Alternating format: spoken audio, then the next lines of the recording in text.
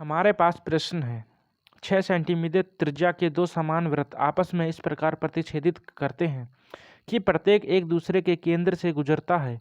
उभयनिष्ठ जीवा की लंबाई ज्ञात कीजिए। ये आपके ऑप्शंस। तो इस प्रकार के प्रश्न को कैसे हल किया जाता है, आइए जानते हैं। हमें दिया है दो वृत्त, तो पहले वृत्त बना लेते हैं।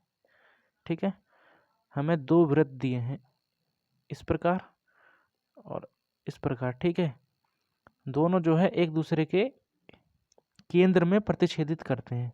इसका मतलब क्या हुआ, उनका जो केंद्र होगा वो होगा यहाँ पर और दूसरे का केंद्र होगा यहाँ पर।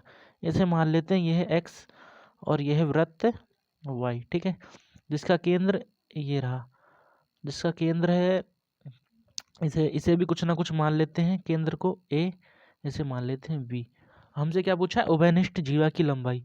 उभयनिष्ठ जीवा कौन सी हो जाएगी, उभयनिष्ठ जीवा हो जाएगी ये वाली, ये वाली। इसे भी कोई नाम दे लेते हैं, तो इसे दे लेते हैं बिंदु ए बी, इसे दे देते हैं सी।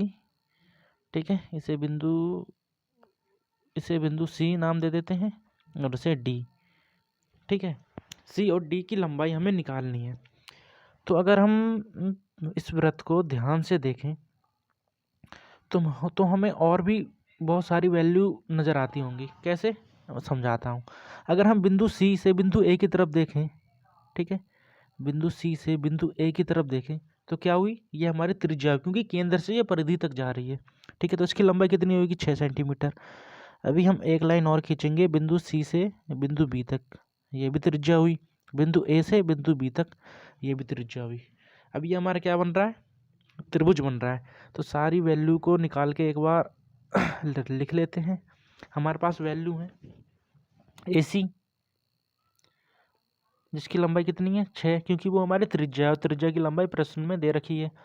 और वैल्यू ए बी की लंबाई कितनी 6, ये सारी क्या है, त्रिज्याएं हैं हमारी। बी सी की लंबाई भी कितनी हो जाएगी 6। हमें फाइंड क्या करना है, निकालना क्या है, सी डी। ठीक है, यही हमारी उभयनिष्ठ जीवा है। अभी सी डी को हम कैसे लिख सकते हैं, सी डी को हम लिख सकते हैं, इसको केंद्र, इसको भी कोई नाम दे लेते हैं, इसको नाम दे देते हैं ई।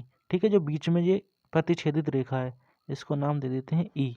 ठीक है, तो इसको लिख सकते हैं हम सी ई प्लस में कितना ई डी। अभी इसमें भी एक कंडीशन लगी, क्योंकि ये वृत्त दोनों एक दूसरे के केंद्र में प्रतिच्छेदित हो रहे हैं ना, तो सी ई बराबर हो जाएगा ई डी के। ठीक है, इतनी बात समझ में आई। ये सारी वैल्यू तुम्हें क्या याद रखनी है। अभी हम इसमें देखते हैं त्रिभुज सी ए ई में। ठीक है, सी ए ई में कौन सा त्रिभुज हुआ, वो रहा, आकृति में देखो। ठीक है, सी ई ए, इसमें अगर हम देखें तो हमें एक समकोण त्रिभुज दिखाई दे रहा है। ठीक है, समकोण त्रिभुज कैसा, यहाँ बना देता हूँ, ई है, ये सी है, ये ए है।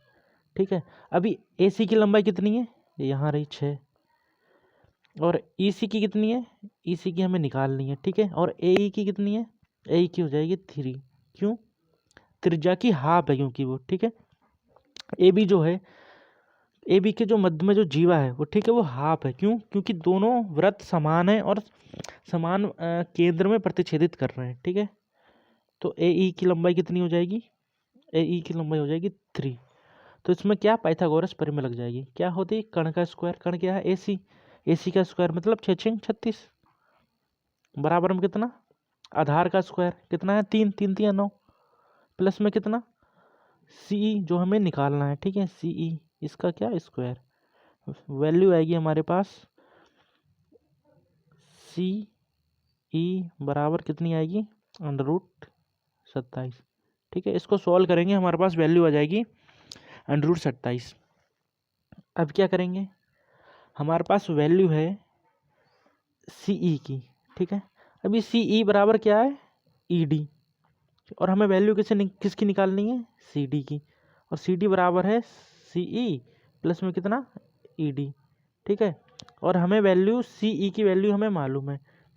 अगर हमारे पास सी ई बराबर में ई डी है तो क्या हम ई डी की जगह सी ई रख सकते हैं, बिल्कुल रख सकते हैं। तो हम क्या करेंगे, ई डी की जगह भी सी ई रख लेंगे, तो हमारे पास सी डी की वैल्यू क्या हो जाएगी, 2CE। ठीक है, और CE की वैल्यू हमने अभी निकाली √27, तो यहाँ CD के बराबर हमारे पास आ जाएगा 2 इंटू में कितना, 27। √27 को कैसे लिख सकते हैं हम, 3√3। ठीक है, इसका जब रूट हटाएंगे √27 का, तो हमारे पास 3√3 वैल्यू आएगी। अब इसे जब हम सॉल्व करेंगे तो 3 दूनी 6, √3 का √3। ठीक है, सेंटीमीटर, ऑप्शन नंबर डी ये रहा। ठीक है, धन्यवाद।